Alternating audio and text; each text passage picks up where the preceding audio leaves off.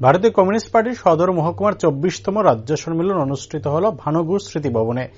উপস্থিত ছিলেন সিপিএম রাজ্য সম্পাদক তথা বিরোধী দল নেতা জিতেন্দ্র চৌধুরী, সিপিআইএম নেতা পবিত্র কর, সিপিআইএম নেতা মানিক দে সহ অন্যান্য সিপিএম এর নেতৃত্বরা। সম্মেলনে বক্তব্য রাখতে গিয়ে সিপিএম রাজ্য সম্পাদক তথা বিরোধী দল নেতা জিতেন্দ্র চৌধুরী বলেন, ভারতীয় কমিউনিস্ট পার্টির কার্যক্রম দেশের বা রাজ্যের অন্যান্য দলের কার্যক্রম থেকে সম্পূর্ণ স্বতন্ত্র। এই পার্টি প্রত্যেক ৩ বছর অন্তর অন্তর এই সম্মেলন বা সাংগঠনিক প্রক্রিয়ার আয়োজন করা হয় এবং এই দলের মতো ভারতবর্ষের সর্বভারতীয় ও আঞ্চলিক প্রত্যেকটা রাজনৈতিক দলের সাংগঠনিক কাজকর্মের মধ্যে এত বৃহৎ গণতান্ত্রিক প্রক্রিয়া আর কোন দলে নেই। ভারতের কমিউনিস্ট পার্টি মার্ক্সবাদী, এটা আমাদের দেশের বা রাজ্যে অন্যান্য রাজনৈতিক দল সচরাচর ভাবে যাদেরকে আমরা তাদের আভ্যন্তরীণ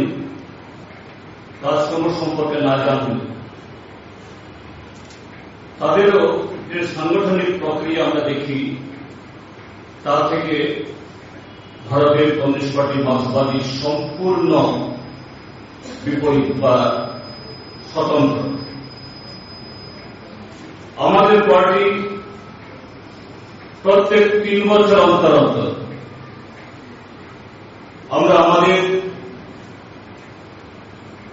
পার্টির সংগঠনের একেবারে তৃণমূল স্তর থেকে সর্বভারতীয় স্তর অব্দি